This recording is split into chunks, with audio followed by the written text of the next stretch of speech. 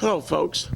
I'm Craig Bowman, and I'm here today with a friend and my father, who is a 91-year-old World War II Marine Corps veteran, and I have been so upset and concerned about the treatment a Native American family who owns a small business has received by a corrupt United States senator that we just had to get with my friend so he can tell his story. Now, my friend is David Crump from Owasso. Dave, tell us your story.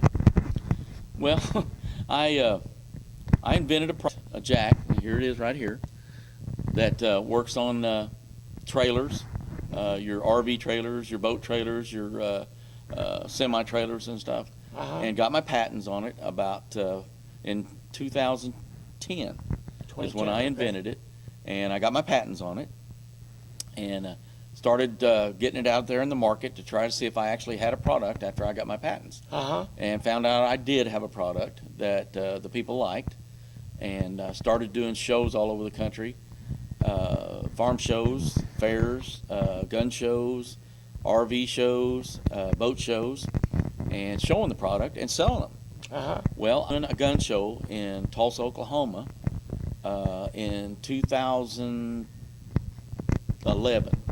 and while we were at the show, a man came up to me that was in Tulsa visiting his family, and he worked in Washington. He was a naval officer, and he saw my jack, and he walked over to me and he said, "Dave, I think that'll work on our Humvees, our military Humvees." And I said, "I don't know.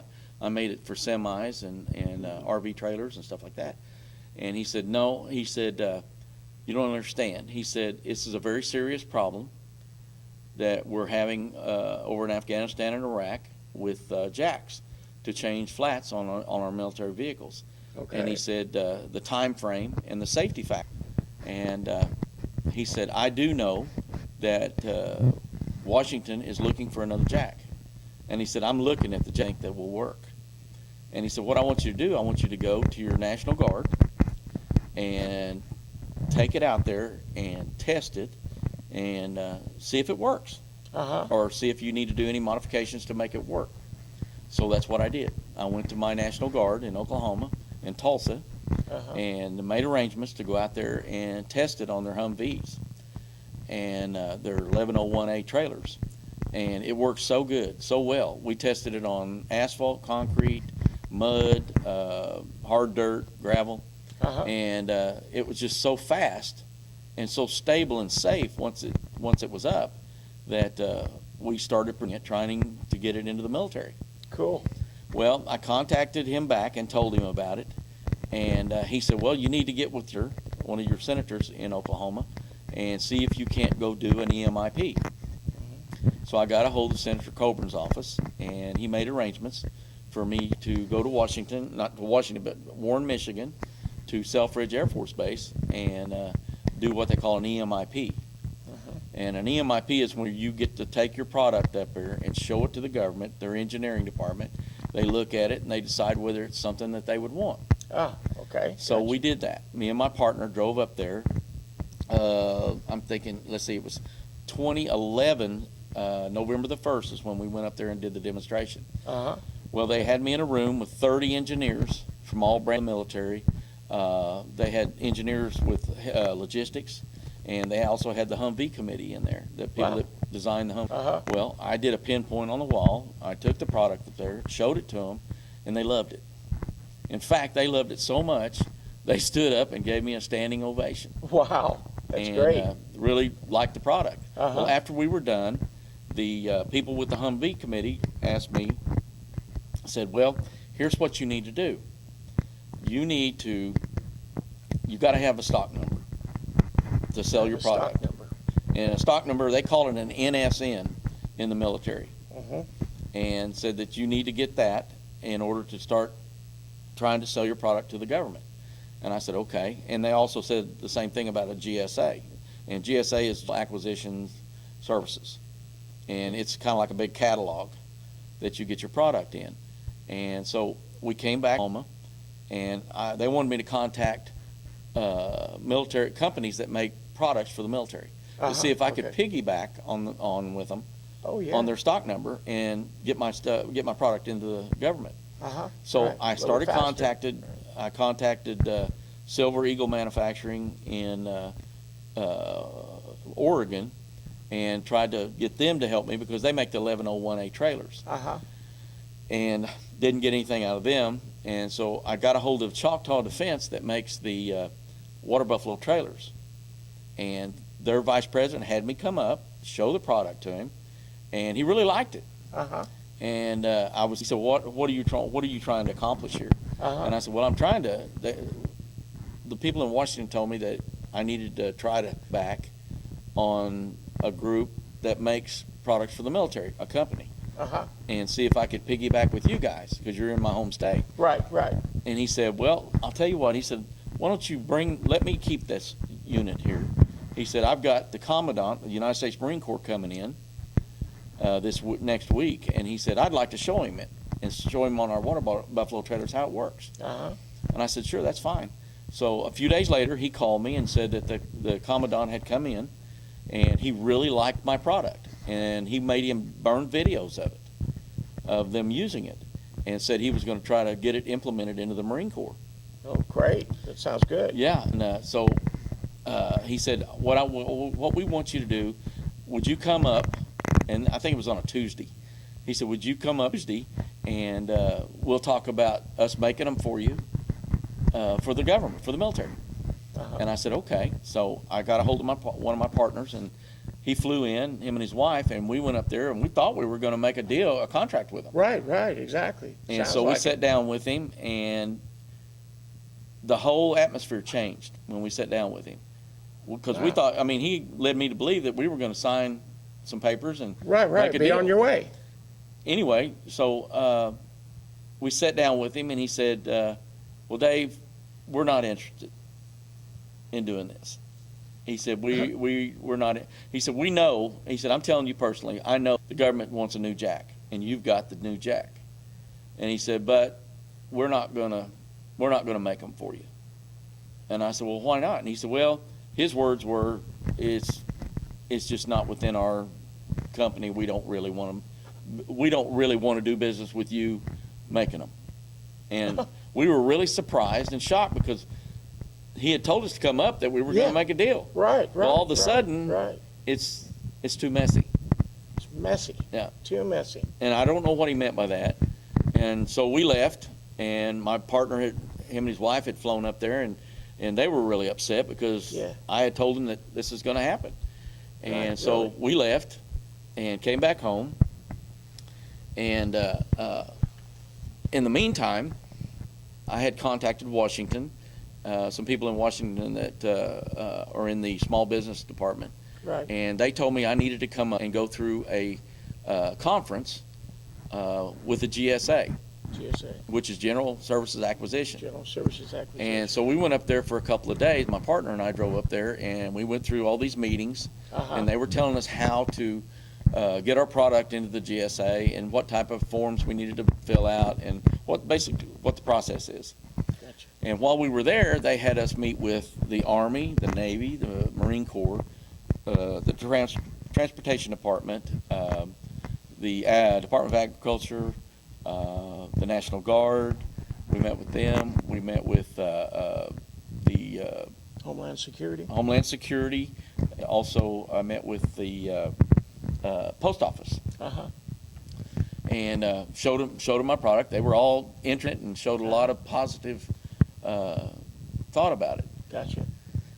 So after that, we came home, and I was doing shows in the meantime all over the country, trying to get make money selling the little one, where I'd have enough money to go and try to show my product to the government and try to get this product into the military. Right. Because they kept stressing to me from Washington, the people I'd been working with in Washington, that I need to stress that this would possibly save a soldier's life. And when they told me that, that was my motivation to keep going, to try to get this. If it saved one soldier's life, just one, then it's worth it. And kept trying to push the product to the government, trying to find out how I get this stock number. Gotcha. So anyway, on January the 24th, 2013, I contacted the Defense Logistics Agency, and one of the guys with the small business department said, I want you to come up and do a demonstration for us at the DLA in Columbus, Ohio. And I said, okay. So we set it up, and we went up there, and my partner and I and my son, my youngest son, and we demonstrated it for him out there in the yard. And it was 25 degrees below zero up there. 25 below zero. Yeah, the wind chill my factor goodness was 25 below. Wow. And we were popping up these vehicles off the ground, the Hemet, the Humvees and stuff, the TAC Humvees. And what was on the ground then? Was there It was gravel. snow? Gravel? Well, there was snow. Yeah, there Well, was snow, and then underneath the snow was gravel. Right, then. and they had cleared places off for us to do this demonstration. Okay. All right. Okay. Well, they brought in a man from Washington that was going to write a story and take pictures of us doing this. Gotcha. And he did. We met with him. We took pictures, and in fact, they're out there where you can see them now. And so they really liked it. They really liked the product. And this man from Washington that we met, he wrote an article about it, and he told us that the next day that this article would be all over the country in every DLA facility showing this product. Gotcha. And we got a copy. He sent me a copy of it and pictures of that day. Well, the next day, we made arrangements to go to South Bend, Indiana, All right. in the snow, and we drove up there and met with two of the executive officers there at the where they make the Humvees. Okay. With AM General, and so they took us out to the back of the lot, and they brought in a TAC Humvee. And we showed it how easy it was to pop it up off the ground and how fast and how secure it would be in the snow. And they were very surprised. And they told us that that the Washington had told them that they have to come up with a new jack for the Humvees because the existing jack is just not working out right over in Afghanistan and Iraq, and said that they've tested two other jacks. One of them was called the Bolerson jack, and it weighed 80 pounds. And from what after what they've seen with my jack, they said, you've got the jack. And said, so what's it take less than a minute to? Oh yeah, less than a minute, pop it off. Less than a minute to pop it up. Right, and then once it's off, it becomes a jack stand. So it's not slipping off the axle like a bottle jack or a floor jack or something like that. And the other thing is, I had met with some soldiers at Fort Bragg, and they were telling me that when they changed the flats over in Afghanistan and Iraq, it takes so long for them to change the flat that they don't even use the jacks, that they call in a wrecker. Now, if they're in a volatile situation, my goodness sakes, you got to wait for a record. They end up waiting about 2 hours for a Hemet wrecker to come help them change the flat on a vehicle. Because they don't have the proper equipment. And they're vulnerable all this time. Exactly. And they were telling us that soldiers are getting killed by snipers because of the length of time it takes to change that flat. Anyway, so that's part of our motivation too. Gotcha. And understood. So after that, we drove home from AM General. The next day I got a phone call from AM General, the same executives. And they asked me, they said, Dave, would you mind selling, if we bought you sold your product through AM General to NATO, which is 40 different countries. Right. And I said, no, I have no problem. He said, well, they use our vehicles. They buy our military vehicles, and we know it works on them. And so we've already contacted them, and they've shown a lot of interest. And I said, I'd be more than happy to work a deal like that. Right, and he said, well, we can't do anything with you until you get a national stock number. And when you get that number, contact us. Back to the stock number. Back to the stock number. And you got to understand, the stock number, it doesn't mean you get a contract. It doesn't mean that they're going to give you a big contract. All it means is that if the military wants to buy your product, they use that stock number to purchase it. Now so it's like going in the catalog, you've got to have a number. You got to have a number in order to order it. Right. And so we set out to try to get this stock number, find out what we've got to do to get the number. Uh-huh. Well, the lady that I had met during the GSA conference in Washington, we got a hold of her, and she's the director of small business for the DLA Uh-huh. in Washington. And she said, well, she goes, if you can set it up to where you can go and see the head general of your home state and get him to let you come up and demonstrate your product for the National Guard. Uh-huh. She said, if they buy a couple of these units from you, if you can get them to buy a couple, Right. then you can get a stock number attached to it. They can apply on a 1348 form and request a stock number Wow. and get you and help you get started. Uh-huh. She goes, now you understand it doesn't give you a contract. No, yeah. It just helps you get started. to get started. Okay. To get your So- number there. My partner had a friend that he does his business with that's retired in Oklahoma, brigadier, and he was talking to him and I, and he said he could help us. Uh-huh. So he made arrangements for us to go and do a demonstration through the head general of Oklahoma National Guard then, and this was in June of 2013. June And- 2013. Yeah, Okay. and he made arrangements for us to go up there and do a demonstration. So we did. My oldest son and I and my partner went up there, and we met with a colonel that is head of procurement for the state of Oklahoma National Guard, and there was a couple other colonels there, and I think a staff sergeant that was with the procurement office. And we went out into the yard there, and we popped up hammocks and humps and showed them how it worked in the gravel. Uh-huh. And they really liked it. And so I asked them, I said, well, now that you've seen this, I'd like to show you a video of the smaller unit on regular trailers Right. and see how it works. So we went into this boardroom and sat down with these officers and showed it to them, and they really liked that. They were talking about one for their boat or their RV trailers. And so after that, we sat down and we were going to talk business. Uh-huh. And he said, well, what do I need to do? The colonel said, what do I need to do? The procurement officer. He said, what do I need to do?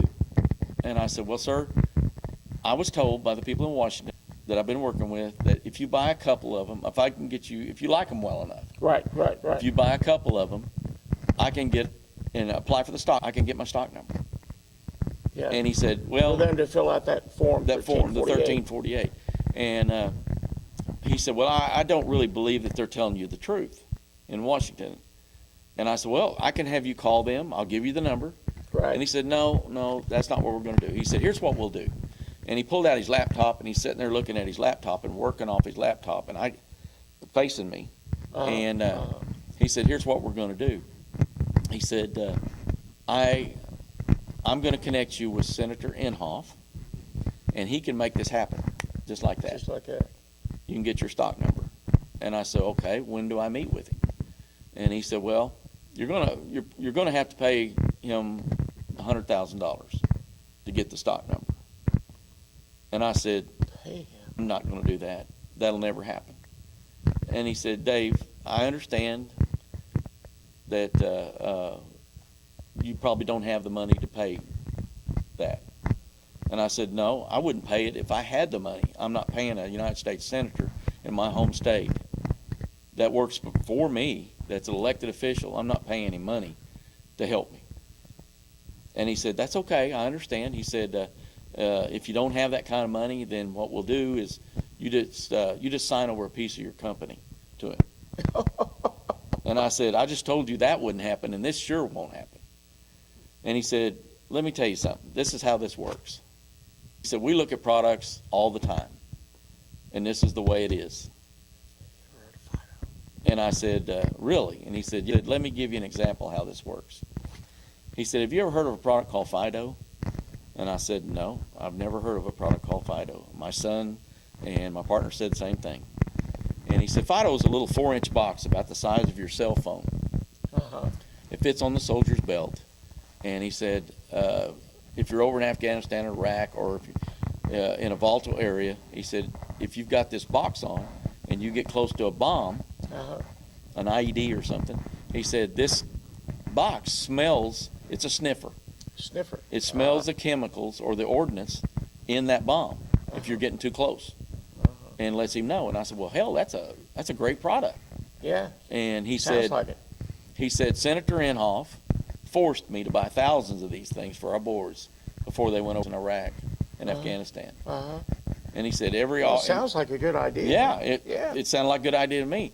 Well, he took his hand, he waved it across the room here, and he said, every officer in this room right now has been deployed in the past 3 years. And he said, we can all tell you that those boxes have never been opened, the product hadn't been used. Never been opened, not used. Right. Why? And I said, well, why not? And he said, because they don't work. And I said, wait a minute. So you bought a product with our tax money that doesn't work for our boys. And I said, why did you do that? And he said, because Senator Inhofe owns a piece of the company. He said, this is how this works. And I said, well, I'm not going to pay. And so I guess we're done. He said, no, if I can figure out a way to help you, he said, we're not done with it yet. I'll see if I can help you. So we got up and we left. The meeting, as far as I was concerned, the meeting was over. Right. And I knew I wasn't going to get a stock number that day, or I knew he wasn't going to help me. Right. So we left. And on the way home, we couldn't even talk to each other, my son and my partner. We were so shocked of what was said to us during that meeting that we just couldn't believe that this was said to us. And so when we got home, I was talking to a friend of mine that was an Oklahoma State legislator, and telling him the story of what had happened to us. Well, he contacted a friend of his in the FBI in Oklahoma City, and they wanted to meet with us for what happened. So we told them. We went and met with them, and my son and my partner, and we told them the story, because that's what you're supposed to do. Right. To me, that was extortion. Exactly right. And I don't play that game. And so we told them the story, and said they were gonna look into it, and so we left after that, and then we made arrangements to go to Congressman Bridenstine and see him. Well, Dave, let me stop you there a minute before we go on. Folks, it sounds like he's doing a lot here, but we want to get you to feel what kind of lengths this man has gone through so that he can get a national stock number, so we can sell it to the government to save soldiers' lives. Now we've talked to you a little bit about the corruption there, from the United States Senator, and you will see through the rest of this how that senator has stopped him at each time. Hell, folks. Now, I'm back here with Dave, and I want to ask you, you had talked to the FBI. Now, what did the FBI say or have you to do? Well, when we met with the FBI, they wanted to know what had happened to us in Norman, Oklahoma with the National Guard.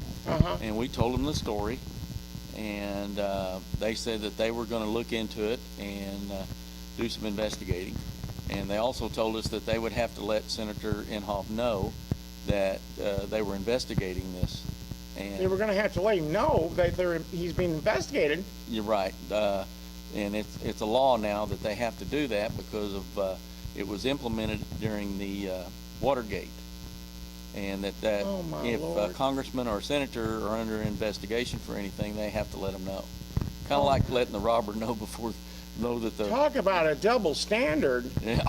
Gee, manette sakes. Anyway, so they wanted me to keep them posted on anything that I did after that, working with the government, if they needed to know anything that I'd done from then on out. And so, it on to Inhofe. Right. No, I don't know. I don't know about that. Anyway, so we moved on from there. I kept doing shows, trying to build up enough money to keep going and trying to get this product into the military. And we had filed for our GSA. We made 3 applications. The first application they made us file, they told us to to put my product into the automotive section, and Right. we filled out the paperwork for that, and we got turned down on that because they said that wasn't the right venue for that to be in. So they said, they came back and they said, you need to refile and try to put it into maintenance. And so we filed again, trying to put it into maintenance, and they turned us down again, saying that that was not the right area. So they came back and said, why don't you file it in tools and hardware? So we filed it again, and it was turned down again for the same reason. Sakes. And so we wrote a letter to the head director of the GSA in Washington and asked him, What is the correct venue? what's the correct venue and if he can help us. Yeah. Well, he never responded back. We got nothing back from them. And so basically we just kept going on, trying to make this happen. And I was approached by a lady in Washington that told me that I probably, they would like for me to come to Fort Belvoir and show the product up there at one of their conferences. It was a procurement conference. And we decided that we would do that. And that was in July 17th, 2014. Now, Fort Belvoir is Fort Belvoir is in Washington, D.C. Washington, It's D.C. 14, Okay. it's All 14 miles south of the Capitol building. Oh, okay. Well, All right. in the meantime, I thought, you know what? I'm going to try to contact one of my congressmen in Oklahoma Right. and see if he'll help me. Right, exactly. So I contacted Congressman Mark Mullins' office and told him that I was going to be in Washington on the 17th, and I would like to come up a day early and see if I could meet with him, and maybe he could help me figure out how I could get this stock number. Right. So they said that I could meet him on 3:30 in the afternoon on the 16th. And so we set out to go up there. Well, the night before that, before we left, I got on my computer and I thought, you know what, I'm having so much trouble trying to get this product into our government. Right. I thought that I would contact some of the foreign countries that we're friendly with and see if they're interested in our product. Exactly. Because they buy our military vehicles. So one night I did that. And I contacted several of the ministries of defense, and within 24 hours, they were contacting me back, showing interest. And so when we left to go to Fort Belvoir to do the demonstration 2 days before, on the way up, we had gotten a phone call. We were in like Memphis, Tennessee, and I'd gotten a phone call from the director of the DLA in Washington. And he asked me, he said, Dave, he said, I understand that you're trying to sell your product overseas to foreign countries. Right. And I said, yes, sir, I am. I can't get anything from you guys to help me get a stock number. And so I'm going to try to sell my product overseas to friendly countries because they use our vehicles. Right. And he asked me, he said, well, don't you want to go through us, the DLA, and we can help you sell your product overseas? And I said, well, why would I do that? You're not helping me get a stock number. And I said, I don't really have to have you guys to sell my product overseas, because we had done some checking and found out that all I have to have is an overseas shipping agent, because I don't sell weapons and we're not selling food or anything like that. Right. So we were going to pursue that. Well, that was on the way to Washington. Okay. Well, he told me while we were still driving, he said, well, I'll tell you what I'm going to do. He said, I'm going to get you your stock number. Okay. He said, I want you to fill out an SAR package and submit it to us at the DLA, and in 30 to 60 days, you'll have your stock number. And I said, okay, sounds good. So we hung up the phone, and we continued driving to Washington. We got to Washington, D.C., okay, and that was on the 15th. The next day, I made arrangements to go see Congressman Mullen.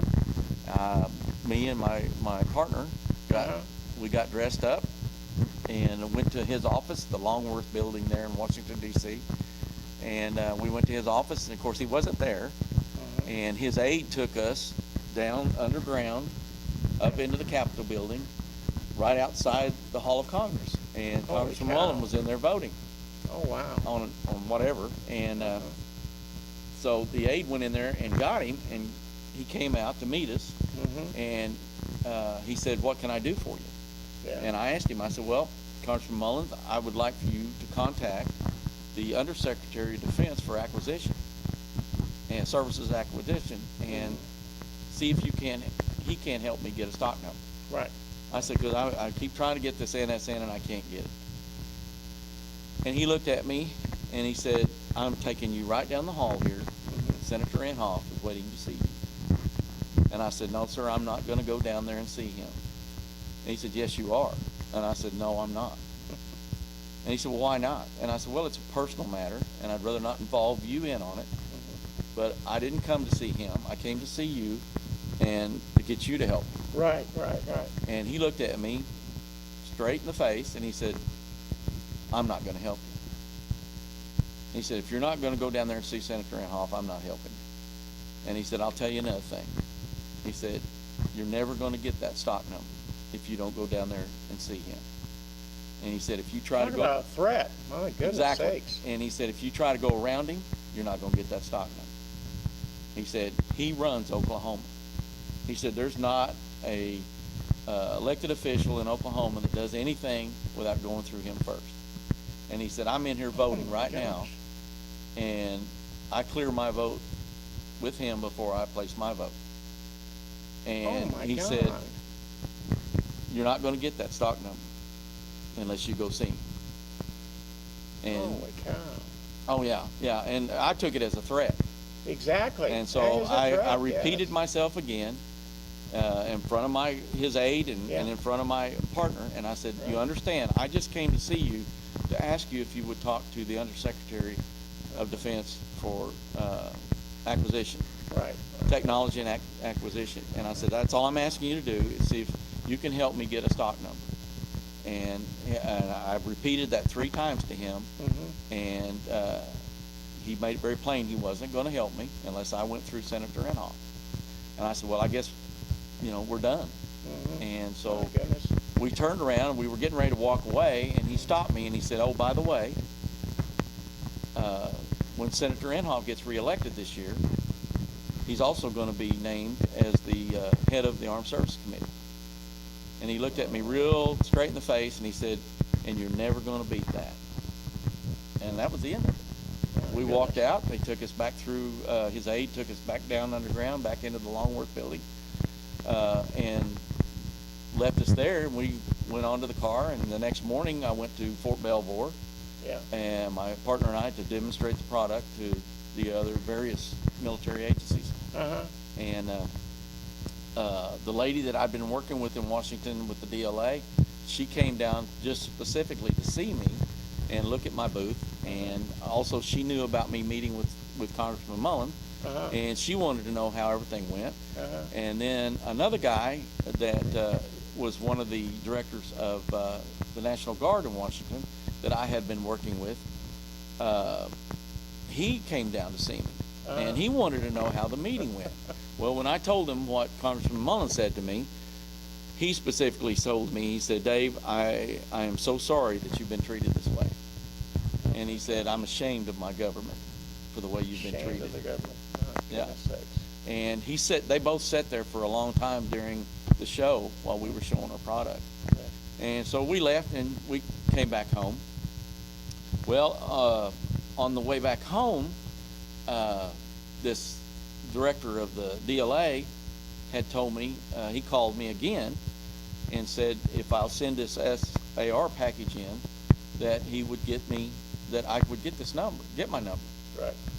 And so when we got back home, we proceeded to fill out the paperwork and send it to the DLA and try to get the approval for the stock number. Gotcha. And in the meantime, I was doing shows in between that, and I had gone to demonstrate the product at one of the farm shows. Right. And I got a phone call from him, and he said that, not from him, but from one of the engineers at the DLA. Okay. And they said that they had sent my product through the engineering department, and that they had approved it for a stock number, but it was their recommendation. They were sending their recommendation for a stock number, and that they were going to send it on to TACCOM for TACCOM's approval. And that was about 30 days out. Well, at the 30 days later, I'm doing the fair, the Tulsa State Fair, and I get an email almost on the 60th day, and it says, we're not going to give you your stock number. And the reason being is there's nobody interested in it, and there's no project managers interested in my product, and there's not a stock number that it would replace. Well, the DLA, the engineering department at the DLA, had recommended that we apply for a brand new stock number because there's not a product like mine. Right. And so that's what we had done prior to that anyway, when we sent all the SAR package in. Right. And we asked for a new stock number. So we sent a letter back to the TACCOM and said, look, we were requested a new stock number, not to be replacing another stock number. Right. And we kind of asked them to reconsider, and we never got another reply from them. My goodness sakes. So we basically were kind of shut down after that. And I kept feeling like everywhere we were going, somebody was stopping this from happening. Like the long arm of Senator Inhofe. Possibly. And I never believed it up until Congressman Mullen told me that I would never get a stock number if I didn't go through Senator Inhofe. And that if I tried to go around him, I'd still never get a stock number. My He goodness. controlled Right. the stock numbers, for people in Oklahoma. So anyway, I had gotten a phone call from a guy that was with the Army, and they were looking at my product, and he was wanting to know what types of units that I had for the military. And I told him, I said, one size fits all of them. The big one right there fits all of them. And he said, well, I said, well, who are you? And he said, well, I'm with the Department of the Army. And he said, right now we're looking at your product and to see what trailers and trucks it'll work on. And he said, I need you to send me a video and how your product works as soon as possible. He said, I have to have it turned in by Monday, and that was on a Thursday. So I got all that turned in and never heard another word after that from that. So in the meantime, I had met a lady that was from Washington. She spent 30 years on Capitol Hill that wanted to help me, and she was going to try to help me get financing because I was running low on money. Right. Trying to keep this going. And she said, well, I'm going to try to help you. And she said, I'm going to see if I can't help you through the grant, through getting a government grant, because you're wanting to keep your product made here in the United States, and you're wanting to create jobs, and basically, you won't make your product overseas. Right. And she goes, I respect that. And she goes, I want to help you. And she said, I'm going to see what I can do. So anyway, she was trying to help me, and still is trying to help me through the grant process. Well, she had met a man that is a Comanche Indian, and he used to be a federal lawyer in Washington. And he told her that he would try to help me. And I went up there and met with the man and told him my story. And he said, well, I've got some connections in Oklahoma, and let me see what I can do. So he made arrangements to meet with a friend of his, which was an ex-senator in Oklahoma, and see if that senator could help. And this senator said he would look into it and see what he could do. Well, about 2 or 3 weeks later had gone by, and is he connected with anything then, the senator, former senator? Yeah, he's a president of one of the universities in Oklahoma. One of the universities of Oklahoma. Yeah. Okay. And so anyway, this man, he made arrangements to meet with him, I guess, and asked him if he would help. Right. And about 2 or 3 weeks later, he told the lady that from Washington, he had contacted her and said, look, I talked to the senator, the ex-senator, and tried to get him to help. He said he would help. And after he tried to look into it and see what he could do, he got a phone call from Senator Inhofe, and Senator Inhofe told him that if you help this man, I'll get your federal funding pulled from the university. Get the federal funding. Now, whether he can do that or not, I don't know. But now this is what the lady. Sure a threat, though. Right. This is what the lady told me and my manufacturer. Right. We had gone up for a meeting, and she told us what had happened. And My goodness. so I guess the ex-senator backed off on it, Yeah. and because Yeah. I can understand I that. would too, sure. Well, Yeah, yeah. yeah. And apparently this senator, I guess the power that he has, he uses it by threatening people with their federal funding. With only federal funding. Now, I don't know this for sure, but that's what it looks like. It makes sense. Right. Makes sense. So after that happened, I had gone to a procurement conference in Arlington, Texas, Right. Oh, and a government procurement conference. And I met a soldier there, an officer, that said he would try to help me go around Senator Inhofe. And he said, I'll try to help you, and maybe my group can buy a couple of them to help you get started because we really like the product. So they did. And I delivered a couple of them to them and got confirmation. They used their credit card to buy one, just like the National Guard could have done, Right. and purchased the product. Well, the lady in Washington that was helping me, she said if I would have them send all the paperwork for confirmation where they bought it, Right. and I delivered it, and they filled out the 1348 form and submitted it. Right. She would run it through and help me get my stock number. Well, about a week later, after we did all this, I got a phone call from the officer, and he said, the lady in Washington said, we can't do this. It can't happen. And I said, well, why not?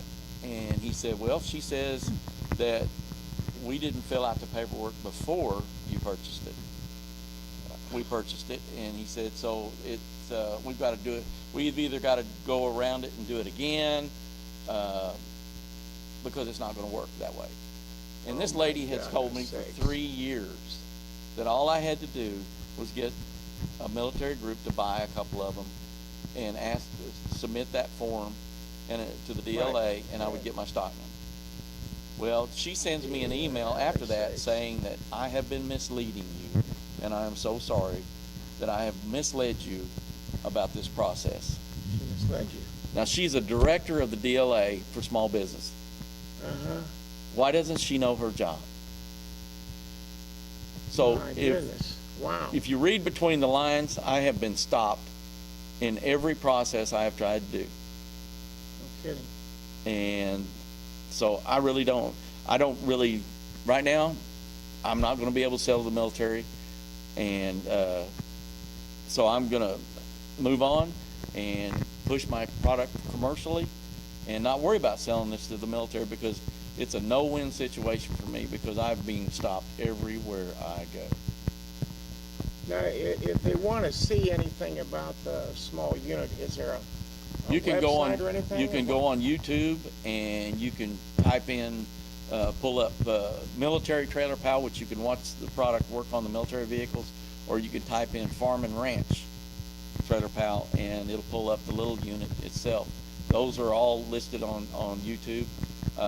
If somebody wants to know this story, they can email me, and I'll email them the story of the history of what I've gone through and trying to get my product in. And you need to understand, it's a very simple process to get an NSN.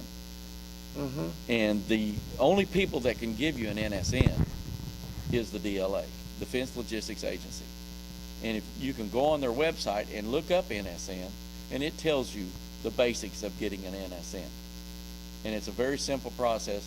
And why do I have that? Why am I having that problem? I can't get a congressman or a senator in my home state to help me. And so I'm done.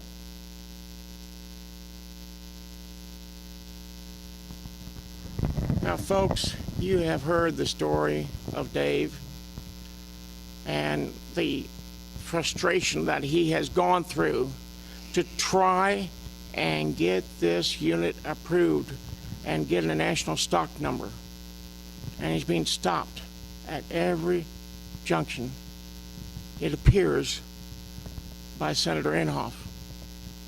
Now, if you feel as strong as I do about the way that this man has been treated and the corruption that he has uncovered, I want you to forward this link to all of your friends so that this corruption can be exposed. I know we can't stop it, but we can sure expose it and expose this man, this senator, and our congressmen for what they are, crooks. Thank you very much, folks.